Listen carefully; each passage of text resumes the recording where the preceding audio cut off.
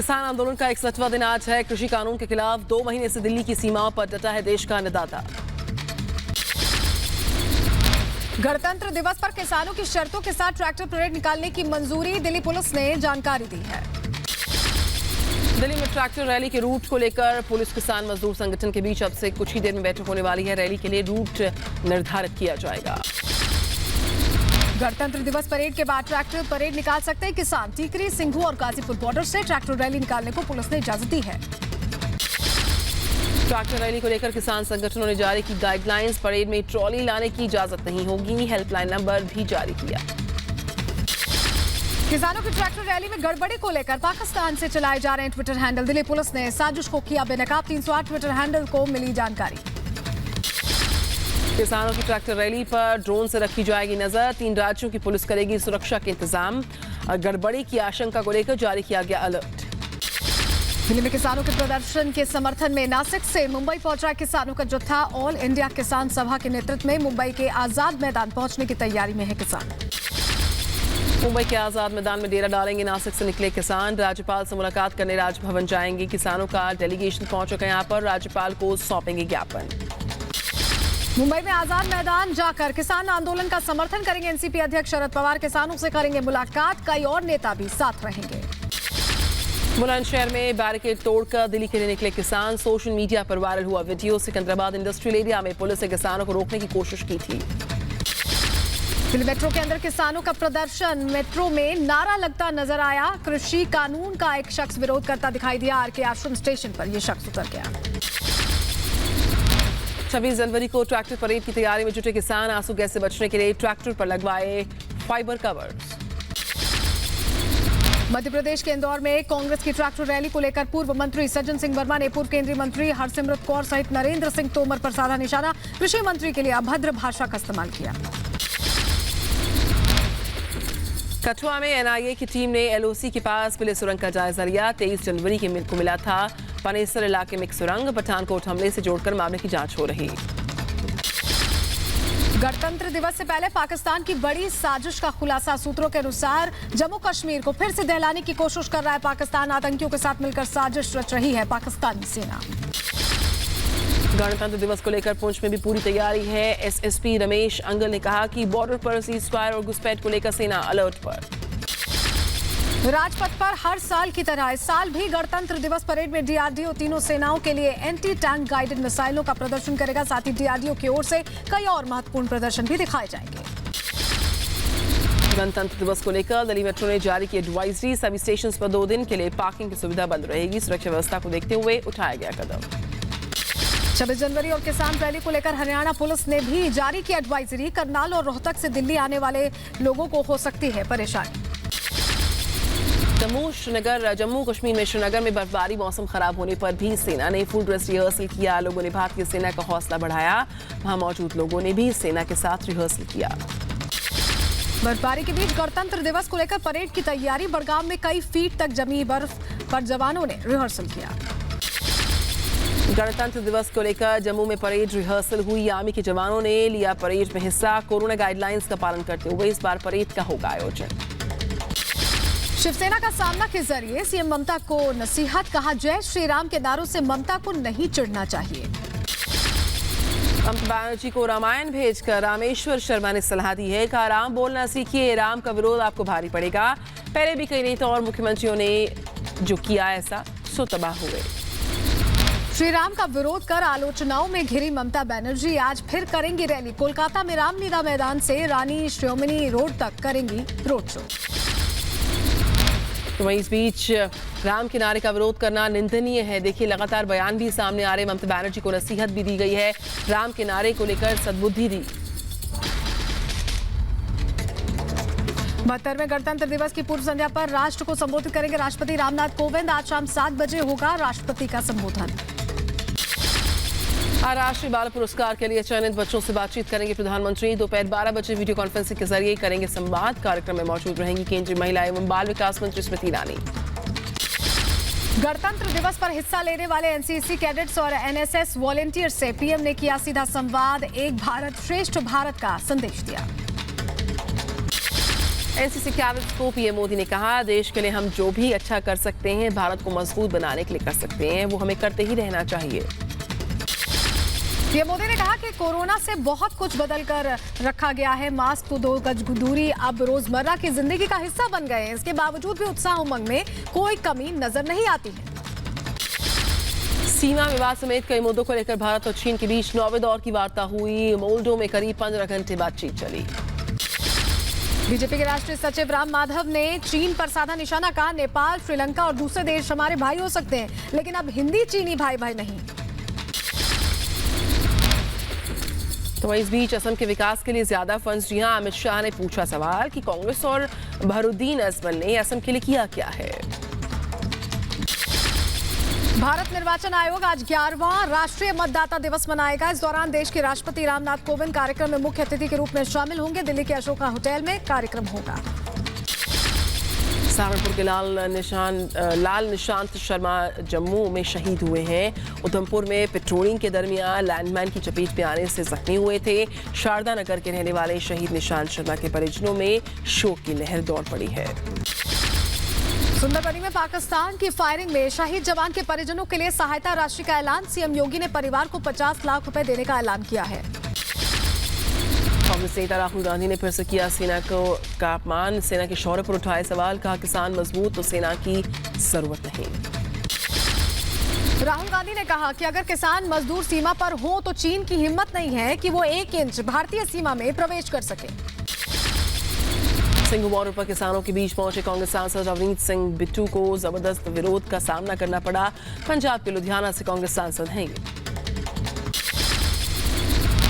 कांग्रेस सांसद रवनीत बिट्टू ने किया खुलासा, कहा खालिस्तानी झंडे के साथ थे कथित किसानों के हमलावर समर्थक, अपमानित करने का भी आरोप लगाया। कांग्रेस के पूर्व अध्यक्ष राहुल गांधी 27 और 28 जनवरी को करेंगे केरल का दौरा। पार्टी के कार्यकर्ताओं से भी मुलाकात करेंगे, संवाद करेंगे। आज नोएडा के दौरे पर रहेंगे सीएम योगी आदित्यनाथ। यूपी दिवस पर आयोजित कार्यक्रम में होंगे शामिल। 415 करोड़ रुपए की 9 बड़ी योजनाओं की सौगात देने वाले। सुबह 11 बजे तक नोएडा पहुंच सकते हैं। नए साल में योगी कैबिनेट की पहली बैठक आज है। आने वाले बजट समेत कई अहम मुद्दों पर बातचीत होगी। शाम 5 बजे बैठक होगी। आज हिमाचल प्रदेश के दौरे पर रहेंगे बीजेपी अध्यक्ष जेपी नड्डा। प्रदेश के पूर्ण राज्यत्व दिवस के स्वर्ण जयंती समारोह पर आयोजित कार्यक्रम में शामिल होंगे। गृह मंत्री अमित शाह का शिमला दौरा टल गया। वीडियो कॉन्फ्रेंसिंग के जरिए स्वर्ण जयंती समारोह को संबोधित करेंगे अमित शाह। बीजेपी सांसद गौतम गंभीर ने दिल्ली सरकार पर बोला हमला, कहा केजरीवाल ने 100 जन रसोई, 100 अस्पताल और 100 स्कूल खोलने का वादा किया था। स्कूल और कॉलेज तो दूर की बात है, 100 जन रसोई भी नहीं खोल पाए हैं। यूपी में पंचायत चुनाव को लेकर बीजेपी की तैयारी है। 1600 ग्रामीण मंडलों में बैठक के जरिए कार्यकर्ताओं को किया जाएगा एकजुट। राजस्थान बीजेपी कोर कमेटी की बैठक में नहीं पहुंची पूर्व सीएम वसुंधरा राजे सिंधिया। बैठक में 4 विधानसभा सीटों के उपचुनाव को लेकर मंथन हुआ। अलीगढ़ मुस्लिम यूनिवर्सिटी के शताब्दी समारोह के मौके पर टाइम कैप्सूल कल जमीन में दफन किया जाएगा। ऐतिहासिक विक्टोरिया गेट के सामने किया जाएगा दफन। आरजेडी सुप्रीमो लालू यादव की तबीयत अब भी नाजुक है। एम्स के क्रिटिकल केयर यूनिट में शिफ्ट किए गए हैं लालू यादव। सांस लेने में उन्हें तकलीफ हो रही है। फेफड़ों में संक्रमण, निमोनिया, ब्लड शुगर, किडनी से जुड़ी तमाम बीमारियों से ग्रसित है लालू यादव। तेजस्वी यादव ने की पार्टी कार्यकर्ताओं से अपील, कहा अस्पताल न पहुंचिए, भीड़ मत लगाइए, उनके जल्द स्वस्थ होने की कामना कीजिए बस। अलीगढ़ मुस्लिम विश्वविद्यालय का इतिहास टाइम कैप्सूल के जरिए जमीन में दबाने की तैयारी। 26 जनवरी को सुबह 11 बजे विक्टोरिया गेट के सामने जमीन में दबाया जाएगा टाइम कैप्सूल। कांग्रेस नेता अजय माकन ने प्रेस कॉन्फ्रेंस कर सरकार को घेरा। पेट्रोल, डीजल और गैस की कीमतों को लेकर सरकार से की कई सारे सवाल। पश्चिम बंगाल में विपक्षी नेताओं की सुरक्षा की मांग को लेकर दाखिल याचिका पर आज हो सकती है सुप्रीम कोर्ट में सुनवाई। याचिका में स्वतंत्र और निष्पक्ष विधानसभा चुनावों को लेकर विपक्षी नेताओं के लिए सुरक्षा मांगी गई है। तो इस बीच पराली और प्रदूषण के मुद्दे पर सुप्रीम कोर्ट में सुनवाई है। लगातार जो AQI है उसमें इजाफा और इस तरीके की गंभीर समस्याएं खड़ी हो रही हैं, उसका जो है संज्ञान लेते हुए आज अहम सुनवाई होने वाली है। अमरनाथ यात्रा को लेकर मुख्य सचिव ने की हाई लेवल मीटिंग। बैठक में यात्रा के इंतजामों की समीक्षा की गई। इस साल अमरनाथ यात्रा में शामिल होंगे 6 लाख श्रद्धालु। प्रशासन ने तैयारी शुरू कर दी है। लखनऊ में उत्तर प्रदेश दिवस के मौके पर खादी फैशन शो महोत्सव को आयोजित किया जा रहा है। युवाओं को खादी की तरफ आकर्षित करने के लिए कराया जा रहा है खादी महोत्सव। ओडिशा के मलकानगिरी में माओवादी महिला ने किया समर्पण। एसपी और बीएसएफ के सामने सरेंडर किया। Andhra Odisha border special zonal committee की सक्रिय सदस्य थी। तमिलनाडु के मदुरई में एएमएम के पार्टी कार्यकर्ताओं ने शशिकला के बेहतर स्वास्थ्य के लिए प्रार्थनाएं की। अब भी स्थिर है उनकी हालत। चीन के खिलाफ अयोध्या के संतों में आक्रोश। जानकी घाट पर संतों ने प्रदर्शन किया। पर्यटकों के लिए फिर से खुला ओडिशा के केंद्रपाड़ा स्थित भीतरकनिका नेशनल पार्क। यहाँ पर मगरमच्छों की वार्षिक जो गणना है उसके समापन के बाद खोला गया इस पार्क को। इतिहास रचने की ओर बढ़ रही है सूरत की महिला। ट्रक चलाकर करेंगी 13 राज्यों का सफर। 35 दिनों में 4500 गांव तक पहुंचेंगी। विशाखापट्टनम से ओडिशा जा रही मालगाड़ी के 2 डिब्बे पटरी से उतर गए। हादसे के बाद सूचना पर पहुंचे अधिकारियों ने शुरू की जांच। मामले की हादसे के चलते कई ट्रेन लेट रही। कुछ ट्रेन के रूट को डाइवर्ट करना पड़ गया।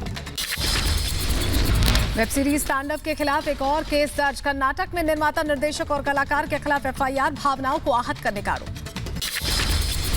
देश में अब तक 15,82,000 से ज्यादा लोगों को लगाई गई है वैक्सीन। केंद्रीय स्वास्थ्य और परिवार कल्याण मंत्रालय ने दी है जानकारी इसकी। देश में आज कोरोना के 14,849 नए मामले सामने आए हैं। 24 घंटे में 155 मरीजों ने कोरोना से दम तोड़ा। तकरीबन 16,000 लोग ठीक होने के बाद डिस्चार्ज किए गए। उत्तराखंड के चमोली में बर्फबारी के बाद तापमान में गिरावट आई है। कड़ाके की सर्दी की वजह से जो झील है वो जमी पड़ी है। पहाड़ों पर जमी बर्फ की मोटी चादर। पूरा इलाका बर्फबारी से सफेद हो चला है। घने कोहरे और कड़ाके की सर्दी की चपेट में है पूरा उत्तर भारत। ज्यादातर इलाकों में जबरदस्त बर्फबारी ने बढ़ाई लोगों की मुश्किलें। कश्मीर में बर्फीले तूफान का अलर्ट जारी। दिल्ली एनसीआर में फिर से लौटी कड़ाके की सर्दी। राजधानी में 9 साल बाद सबसे सर्द दिन है। घने कोहरे की वजह से गाड़ियों को चलाने में दिक्कतों का सामना करना पड़ रहा। कानपुर में कोहरे के साथ ही बढ़ा प्रदूषण का भी खतरा। हवा में घुली जहरीली गैसें। लोगों को सांस लेने में तकलीफ हो रही। यूपी के वाराणसी में आज भी छाया रहा घना कोहरा। लोगों को आने जाने में हो रही है भारी परेशानी। बढ़ती सर्दी के चलते अलाव का सहारा मात्र बचा है। यूपी के मुरादाबाद में शीतलहर और कोहरे से लोग हुए परेशान। ठंड के गिरते तापमान ने बढ़ाई ठिठुरन। बढ़ती ठंड से आम जनजीवन प्रभावित हुआ। हरियाणा के अंबाला में कोहरे का कहर बरकरार। लोगों ने दिन में ही यहां पर हेडलाइट का सहारा लिया। घने कोहरे की वजह से रेल सड़क मार्ग प्रभावित। हिमाचल प्रदेश के धर्मशाला में बदला मौसम का मिजाज। अचानक हुई बारिश से कई इलाकों में बड़ी ठंड। किसानों ने बारिश को बताया फसल के लिए बेहतरीन। श्रीनगर में सर्दी बढ़ने के चलते ऊनी कपड़ों की डिमांड काफी बढ़ी हुई है। बाजारों में अलग अलग डिजाइन के जो कश्मीरी फिरंज हैं उनकी मांग में इजाफा हुआ है। बिहार के लखीसराय में किऊल रेलवे स्टेशन पर बाल बची जान। ट्रेन और ट्रैक के बीच में आने से बचा युवक। गिरने के बाद मौजूद लोगों ने प्लेटफॉर्म पर खींचकर बचाई जान। स्टेशन पर लगे सीसीटीवी में कैद हुई पूरी घटना। यूपी के सीतापुर में पुलिस वाले के गुस्से का वीडियो सामने आया है। गिरफ्त से भाग रहे आरोपी को दौड़ाकर पकड़ लिया। फिर लाठी डंडों से उसकी पिटाई की। ग्रेटर नोएडा में पुलिस से मुठभेड़ में एक शातिर बदमाश घायल बदमाश को इलाज के लिए भेजा गया अस्पताल। पुलिस ने बरामद किया बाइक और तमंचा। हत्या समेत कई मामलों में चल रहा था फरार। तो वहीं मेरठ में नकली शराब बनाने वाली फैक्ट्री का खुलासा हुआ। पुलिस और एसओजी की टीम को संयुक्त अभियान में मिली सफलता। भारी मात्रा में शराब के साथ 7 को किया गिरफ्तार। लखनऊ के गोमती नगर में पीडब्ल्यूडी के ठेकेदार को बदमाशों ने गोली मारी। गंभीर हालत में भेजा गया अस्पताल। आरोपियों की तलाश में जुटी पुलिस। कानपुर में एक व्यापारी के अपहरण से हड़कंप मच गया। कार सवार युवकों ने व्यापारी को बंधक बना लिया। 24 घंटे के अंदर पुलिस ने व्यापारी को बचा लिया। राजस्थान के पूर्व मंत्री और बीजेपी नेता जसवंत यादव के बेटे पर अलवर में जानलेवा हमला। 10 से 12 हमलावरों की भीड़ ने गाड़ी को रोककर लाठी डंडा और रॉड से किया अटैक। हमले में बीजेपी नेता मोहित यादव घायल। अस्पताल में कराया गया भर्ती। इंदौर में पकड़ी गई 70 किलो ड्रग्स केस में खुलासा बड़ा हुआ है। मामले में मुंबई बम ब्लास्ट और गुलशन कुमार हत्याकांड का आरोपी गिरफ्तार। दिल्ली एयरपोर्ट पर करीब 9 किलोग्राम हेरोइन बरामद। युगांडा के 2 लोगों को किया गया मामले में गिरफ्तार। नोएडा से एटीएस ने 2 चीनी नागरिकों को पकड़ लिया। प्री एक्टिवेटेड सिम से ऑनलाइन खाते खोलकर ठगी किया करते थे। प्रधानमंत्री नरेंद्र मोदी साइकिल गर्ल ज्योति पासवान से आज करेंगे वर्चुअल संवाद। लॉकडाउन के दौरान अब उनके अपने पिता को साइकिल से गुरुग्राम से दरभंगा लेकर गई थी ज्योति। प्रधानमंत्री का बंगाल दौरा सोशल मीडिया पर ट्रेंड में है लगातार। पीएम के कोलकाता पहुंचने के बाद उनकी एक फोटो सोशल मीडिया पर काफी ज्यादा लाइक की गई, शेयर की जा रही है। पीएम मोदी की फोटो पर 21 घंटे में 11 लाख से ज्यादा लाइक्स आए। राष्ट्रीय बालिका दिवस पर पुंछ में हुआ बेटी बचाओ बेटी पढ़ाओ कार्यक्रम का आयोजन। लोगों को बेटियों को लेकर किया गया जागरूक। इजरायल ने यूएई की राजधानी अबू धाबी में खोला अपना दूतावास। हाल ही में यूएई और इजरायल संबंधों को सामान्य करने के लिए हुए थे सहमत। नेपाल में प्रचंड धड़े ने पीएम केपी शर्मा ओली को पार्टी से निकाला। स्पष्टीकरण नहीं देने पर कार्रवाई की। ओली और दहल में कई महीनों से जारी तकरार, फैसले को मानने से इनकार कर सकते हैं पीएम ओली। मौत के बाद अब भी बलूच कार्यकर्ता करीमा बलूच से डरी पाकिस्तानी सेना और सरकार अंतिम संस्कार से पहले शव को कब्जे में लिया गया। करीमा बलूच की नमाज जनाजा में लोगों को जाने से भी रोका गया। दुनिया में 9 करोड़ 97 लाख के पार कोरोना संक्रमितों की संख्या। कोरोना के चलते दुनिया भर में 21 लाख से ज्यादा लोगों की अब तक मौत। अमेरिका में थामे नहीं थम रहा कोरोना संक्रमितों का आंकड़ा। 2 करोड़ 57 लाख से ज्यादा लोग हुए संक्रमित। 4,29,000 से ज्यादा लोगों की मौत हुई है। ब्राजील में कोरोना की दूसरी लहर में तेजी। 21 करोड़ की आबादी में 4.13% लोग संक्रमित हुए। दूसरी लहर में ज्यादा तेजी से फैल रहा है संक्रमण। ऑस्ट्रेलिया में कोरोना वायरस के पहले टीके को मंजूरी। अक्टूबर तक टीकाकरण पूरा करने का लक्ष्य है। ऑस्ट्रेलिया में 28,000 से ज्यादा लोग कोरोना संक्रमण का शिकार।